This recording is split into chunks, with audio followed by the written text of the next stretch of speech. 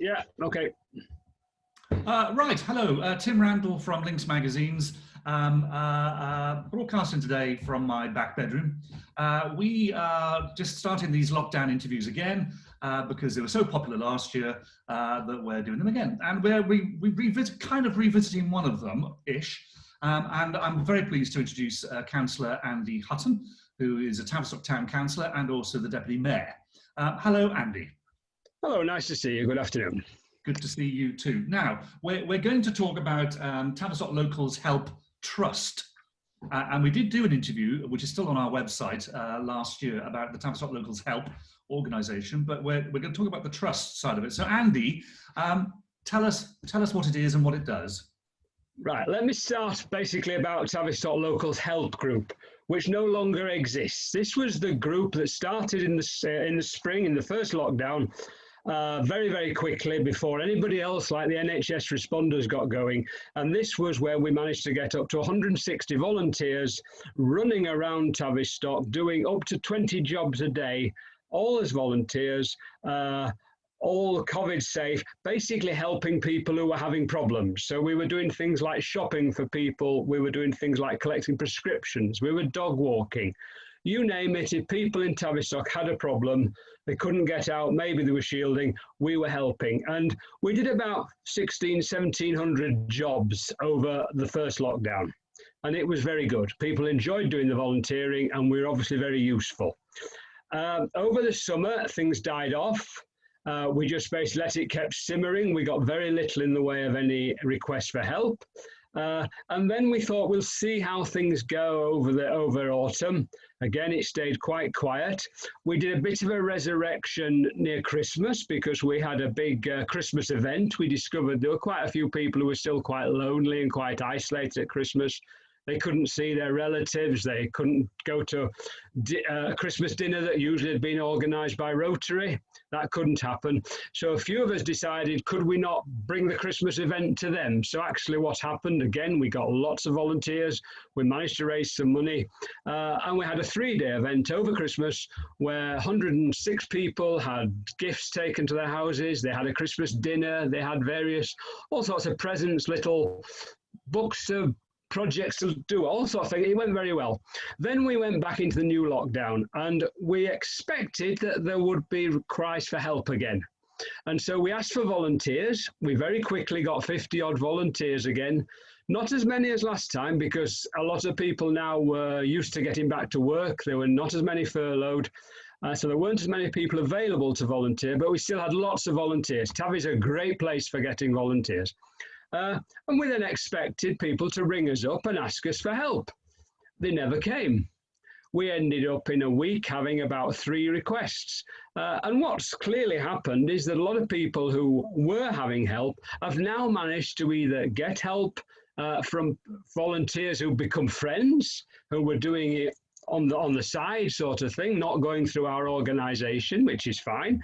Obviously, others were finding they knew how to do online shopping, or they'd already got arrangements with 1 or 2 of the local companies in Tavi who were doing deliveries. So our need wasn't needed. So we had this position. We had a meeting 2 or 3 weeks ago of the coordinators, and we thought we have to stop this organisation because we had people standing on phones. We had volunteers who had prepared to run off at a moment's notice and they weren't getting any work. So we decided to stop it. So Tavistock Locals Help basically ceases to exist and no longer exists, which in a way is a bit sad because we thought it was a very good thing, but in a way it's an absolute wonderful thing because it's actually achieved what we wanted to do. It created very quickly, it helped a need, and now if the need is not there, we've said goodbye to it. The new thing is that Tavistock Locals Help has gone, but we've now created what we call a charity, which we're knowing as Tavistock Locals Help Trust. And this is a recognised charity. What we realised in the middle of the pandemic is there were a few people who unexpectedly found themselves in financial crisis. These were not people who necessarily were used to the benefit system. There were people who may have been, say, 2 people, a married couple with a couple of kids. One of them may have lost their job. The other one may have been furloughed. They suddenly found they hadn't got the money coming in. and they were in a mess. We all, most of us in work expect that the money keeps coming. If it suddenly stops and you're not the sort of person or the family where this happened before, you're in a mess. And we had requests for help. So what we decided is that we would form this trust as a thing to help Tavistock, as a bit of a memory of the Tavistock Help Group, because it's a lot of the same people who are doing all this. And this trust group would be there for people in financial crisis. So we're not trying to give them long-term help. It's for financial crisis. Primarily, we started for people because of COVID, though it has become obvious that it's not always COVID. People can be in financial crisis and financial hardship for other reasons. So that's what we formed. We formed a charity. We managed to get quite a bit of money in grants from councils. We have had money from a few local people who have put some money in. And at present, we've got some money. We do need to think long term how we keep the money coming in, because we're now beginning to spend it. Children or people with cancer, it's basically for people who find themselves in financial hardship, something that most of us never expect to happen to us, but it might. So these are examples of the sort of help we've done. In the last sort of 3 or 4 weeks, we've had a 23-year-old who was working as an apprentice who lost his job in the summer, ended up with no house, and has now, with the help of a housing association, got a new house. There was nothing in the house. So basically what the trust has done is paid for a new cooker for him, because he hadn't got a cooker, and some carpets for his living room and his main room. So just to give him a bit of a help when basically he can't get any help anywhere else. We've had a woman who, again, had for no reason, no good reason, she basically suddenly found that all her bills came together. She lost her job, lost the hours that she could normally work a bit of money. She needed help with a washing machine, so we helped provide a washing machine. And to do these things, we've used local tradesmen, we've used people like Tavistock Carpets, we've used towels, electricians. So they've been very helpful. They've given us good prices for things, and it's a Tavistock enterprise is this that's working for Tavistock people. It is a charity that we've decided is only for Tavistock people, and it's working very well. We have got some rules laid down by some of our grant givers, like the councils, who have said that they want their money only to be used for people who had problems with COVID. Because that's not a problem, because we've got a pot of money. Some of it we can use for whatever we want. Some we have to use for what the grant giver has given us. But so we can do that.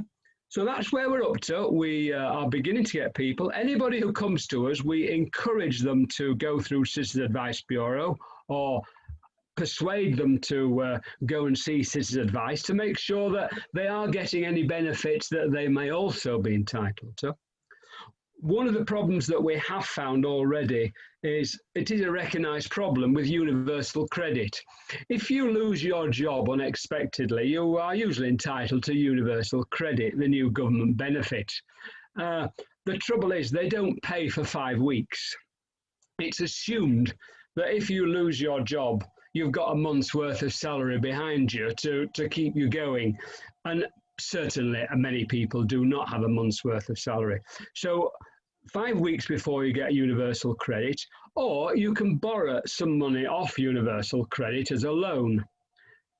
The problem is that loan has to be repaid quite quickly from your universal credit when it comes. So you end up with people who basically start off with a month's worth of no money, borrow from universal credit, and then end up actually in debt to universal credit and don't have enough money to keep going. So there are problems like this that we want to try and help, and we can do this through the trust, through Citizens Advice Bureau.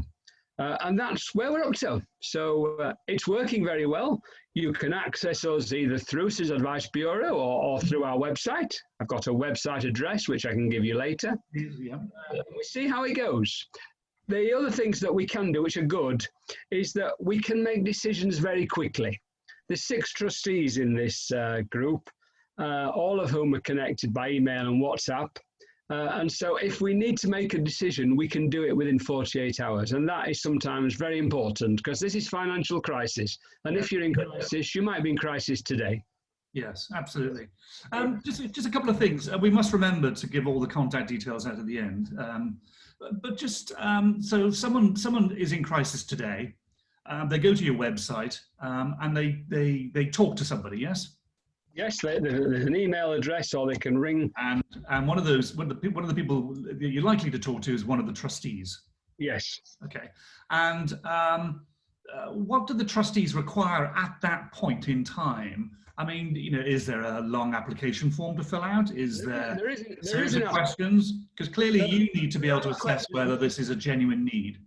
Yes, we want to assess it is a genuine need, but we're actually asking Citizen Advice to do the main sort of probing into your private affairs, in effect. We don't want to know, but it's in your interest. Usually it would be in your interest to go and see Citizen Advice, who would be a little bit more nosy about what money is really coming in, what your outgoings are, because they're the ones who, again, totally confidentially, but they will then be able to advise you on any other help apart from the trust. The trust is giving one-off things. It's not helping you long-term. So let me get that right in my head. So someone contacts you today, they're in need. The first thing you're going to do is say, you must go to Citizen Advice first. We would advise them, and we'd like them to do that. So once they've gone to Citizen Advice, it's at that point then that Citizen Advice will then say to them, "Hey, you're owed this government money. You're okay. We'll sort that out with you." Or they'll say, "Right, well, in the interim, I'm referring you now back to Tavistock Locals Help Trust to find some short-term solution." To your problem. Yes, but we do have a quick. It sounds long-winded. We have a quick way of doing it. We can, because we know the people in Citizen Advice. We can get in quickly. They can talk to us quickly. I mean, just before we started this interview, my phone rang, and that's because it was Citizen Advice want to talk to me about somebody. They've seen this. I think they've seen this morning by the look of my phone. We've also got the ability that we've decided that we can make small emergency payments, as long as 3 trustees talk to each other and agree that this is important and this needs to be sorted today or tomorrow.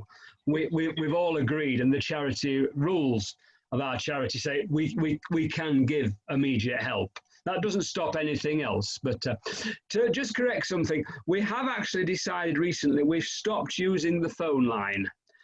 So you need to contact us actually by the web, or get us to download an application form we've got an address on that, where you can send, or Citizen Advice Bureau. Or email? Or email, yeah, we've got an email address. Well, let's just run through those now then. So what's the email address if we need to write to you? I'm trying to think. You could write to me, which is Andy at Tavistock TLHtrust.org. Everything TLH is standing for Tavistock Locals Help. So it's the initials of this trust and then trust. And the actual website is very similar. It's the same. It's worldwideweb.tlhtrust.org. And that will get through, which tells you all our application procedures, our policies, and a bit about what we do. Right. Okay. So far, most of the things have come through the Citizen Advice. We have had some referrals through the food bank, because of course we have talked to all the other providers, inverted commas, some of the charities over the summer and last few months throughout Tavistock. So people are aware of it. We just need to publicise the fact we're available. So okay, so there are two communication issues then, or opportunities. One is to let the general public know about the trust. The other one I imagine is also to continue to find benefactors, people who will provide you with either grants or money, private money, to enable your coffers to be strong so that you can help people. So there are two opportunities here. One is let Joe Public know about you, and also find more benefactors. Right. Okay. Well, hopefully, through this, and through what we do with this video, maybe that will be something we can help with. Is there anything else, Andy, that we need to talk about? Is there anything else that people need to know about the Trust? I don't think so. I think the bottom line is there was certainly a need. We've got up and running now. We've been going about 6 weeks. We've probably helped about 8 or 9 people. There is help out there. We need to get known. Citizen Advice know about us. The food bank knows us. So we're now expecting more and more people to come through. We are pleasantly surprised and pleased that we haven't had the numbers asking for help that we thought we would have. Maybe that's because furlough has continued. Maybe not as many people losing their jobs as we all worried that they were at present, which is good. But we're here, we're available, we want to get doing things, then we can get the publicity and say, look, this is what we're achieving. But it's been helped. We will then go out to Joe Public and say, we want to do these good things, but we need some more money in. All right. Well, go on. For now, we've got some money. Right. Well, it sounds absolutely fantastic, Andy. So to you and your fellow trustees, I mean, thank you. I was greatly impressed with what Tavistock Locals Help was doing last year during the first lockdown, or straight after. Well, and how quickly you set up last year was incredible, really, to help people out. Well, this sounds absolutely fantastic. For financial help, for that moment of crisis in your life, it's good to know that there are organisations out there like yours. If there's nothing else to be said, let's wrap it up there. We've given the website out. We know the email address. When we post this, we will also put that in writing as well, so people can pick that up from that. Yeah. So for now, that's great. Thank you very much, Andy.